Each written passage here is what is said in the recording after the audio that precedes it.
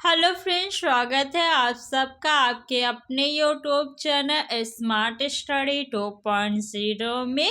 आज की इस वीडियो में हम समास से संबंधित प्रश्न देखेंगे। तो पहला प्रश्न आपके सामने है, आमरण में कौन सा समास है? इसका उत्तर आप अपने माइंड में कैसे लाएंगे? तो पहले आप ऑप्शंस को मत देखिए, यहीं पे देखिए, आमरण। आमरण यानी मरण तक। इसमें आ जो है आपका ये उपसर्ग है और मरण जो है ये आपका मूल शब्द है। मरण क्या है? मूल शब्द है। तो प्रथम पद क्या है? उपसर्ग है। प्रथम पद उपसर्ग किस समास में होता है? अव्ययी भाव समास में होता है। लेकिन मान लीजिए एग्जाम टाइम में आपको डर लगे कि आपका उत्तर सही है या नहीं सही है, तब आप क्या करेंगे? बाकी तीन ऑप्शंस को आप कट कर दीजिए। तत्पुरुष समास में कारक चिन्ह का लोप होता है। किसका लोप होता है? कारक चिन्ह का लोप। तो क्या यहाँ पे कारक चिन्ह का लोप है? आमरण यानी मरण तक। आमरण मरण तक। तो कारक चिन्ह का तो लोप नहीं है, तो ऑप्शन फर्स्ट आपका गलत हो गया। कर्मधारय समास में विशेषण विशेष का संबंध पाया जाता है। तो क्या इसमें विशेषण विशेष का संबंध पाया जा रहा है? मरण तक नहीं पाया जा रहा है, तो ये भी गलत है। बहुव्रीहि समास में तीसरा पद यानी उसकी अर्थ की प्रधानता होती है। क्या यहाँ पे कोई तीसरा पद निकल रहा है? आमरण मरण तक नहीं निकल रहा है ना, तो ये भी आपका गलत हो गया। यानी ऑप्शन नंबर सेकेंड अव्ययी भाव समास आपका उत्तर होगा। नेक्स्ट क्वेश्चन, जिस समास का पूर्व पद यानी पहला पद प्रधान हो उसे कौन सा समास कहते हैं? बहुव्रीहि समास में अर्थ की प्रधानता होती है यानी तीसरा पद प्रधान होता है, ये नहीं होगा आपका उत्तर।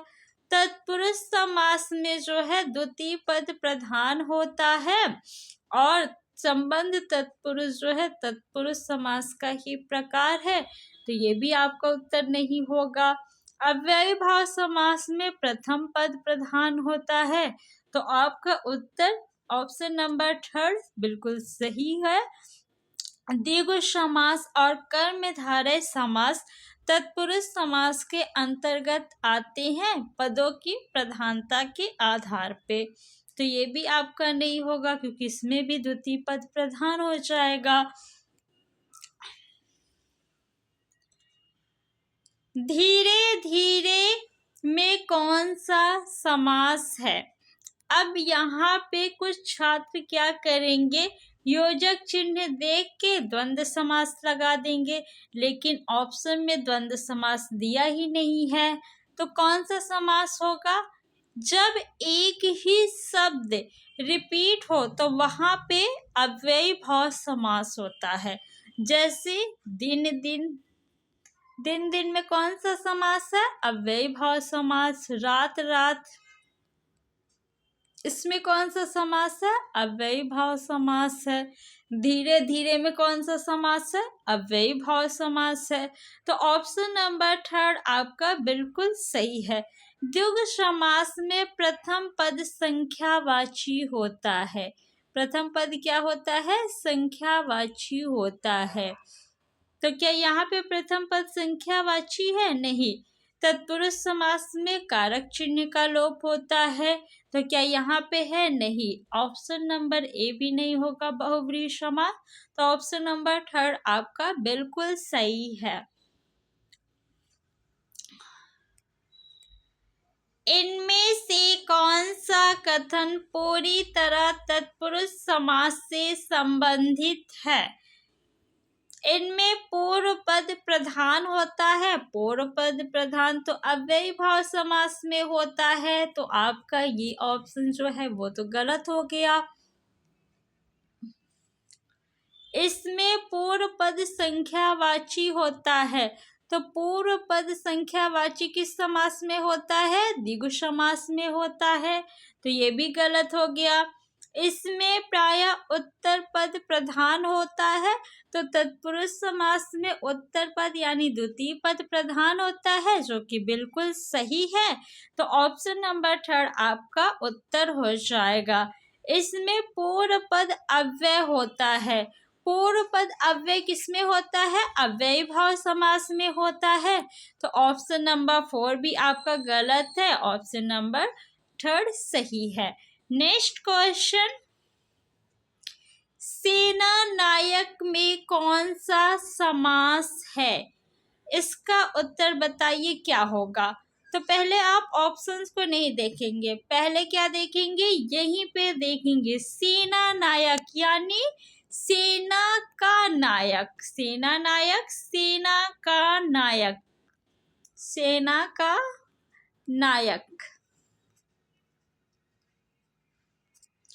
यहाँ पे देखिए सेना और नायक का संबंध बताया जा रहा है का कारक के द्वारा।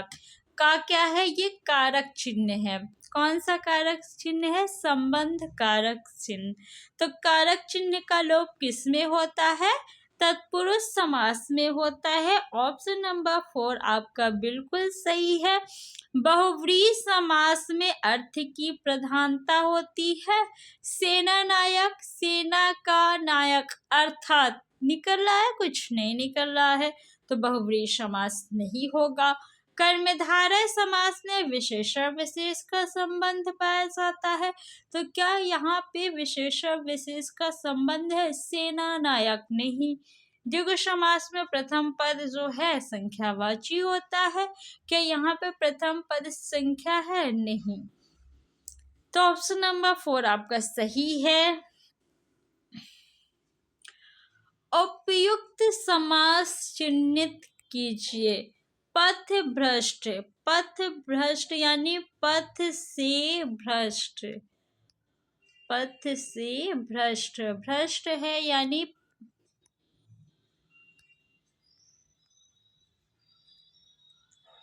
जिस मार्ग पे उसे जाना चाहिए उस मार्ग पे वो नहीं जा रहा है। यहाँ पे से जो है आपका अपादान कारक चिन्ह है। कौन सा कारक चिन्ह है? अपादान कारक चिन्ह है। और कारक चिन्ह का लोप किसमें होता है? तो कारक चिन्ह का लोप जो है तत्पुरुष समास में होता है। तो ऑप्शन नंबर 4 आपका बिल्कुल सही है। अव्ययी भाव समास में प्रथम पद अव्यय होता है या उपसर्ग होता है या फिर एक ही शब्द रिपीट होता है। तो यहाँ पे न प्रथम पद आपका उपसर्ग है न ही एक ही शब्द रिपीट हुआ है, तो ये तो नहीं होगा। द्वंद्व समास में दोनों पद प्रधान होते हैं और दोनों पद एक दूसरे के विलोम होते हैं। तो प्रथ भ्रष्ट, क्या ये विलोम है? नहीं, तो ये भी गलत है। कर्मधारय समास में विशेषण विशेष का संबंध पाया जाता है। क्या यहाँ पे विशेषण विशेष का संबंध है? नहीं है, तो ये भी गलत हो गया। तो ऑप्शन नंबर 4 आपका बिल्कुल सही है। नेक्स्ट है योगदान में कौन सा समास है? अव्ययी भाव समास, कर्मधारय समास, तत्पुरुष समास, बहुव्रीहि समास। फ्रेंड्स, अगर वीडियो अच्छा लग रहा हो तो वीडियो को लाइक कर दीजिए और आप लोग इस वीडियो को ज़्यादा से ज़्यादा शेयर करिए। बहुत मेहनत करके मैं वीडियो बनाती हूँ, आप लोग प्लीज़ सपोर्ट किया करिए और वीडियो को अपने फ्रेंड्स में शेयर कर दिया करिए। तो योगदान में कौन सा समास होगा? योगदान यानी योग के लिए दान। किसके लिए दान? योग के लिए दान। के लिए क्या है? कारक चिन्ह है। तो कारक चिन्ह का लोप किसमें होता है? तत्पुरुष समास में होता है। तो ऑप्शन नंबर 3 आपका बिल्कुल सही है।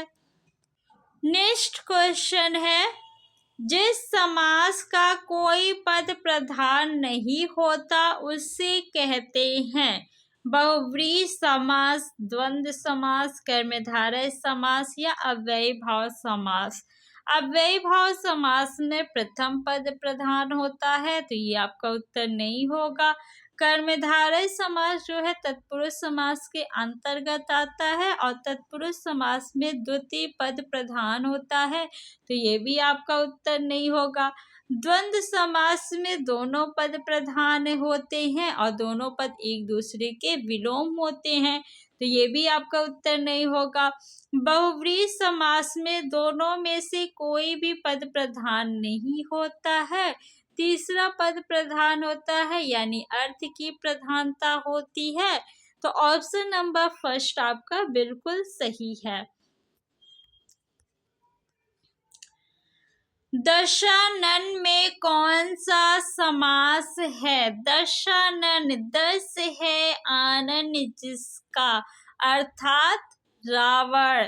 दस है आनन जिसके, अर्थात रावण, दशानन। तो दशानन में कौन सा समास हो जाएगा? बहुव्रीहि समास, क्योंकि यहाँ पे जो है अर्थ की प्रधानता है। द्वंद्व समास में दोनों पद जो है प्रधान होते हैं और दोनों पद एक दूसरे के विलोम होते हैं, तो ये तो उत्तर नहीं होगा।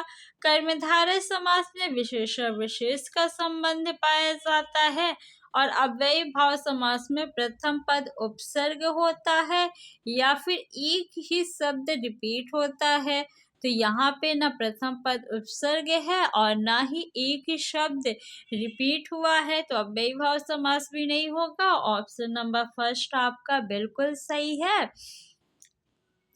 तो फ्रेंड्स, आज की इस वीडियो में हम इतने ही क्वेश्चन देखेंगे। अभी बहुत सारे क्वेश्चन है, लेकिन अगर आप चाहते हैं कि मैं और क्वेश्चन कराऊं तो आप लोग प्लीज इस वीडियो को ज़्यादा से ज़्यादा अपने फ्रेंड्स में शेयर करिए और चैनल को सब्सक्राइब करिए। Thanks for watching.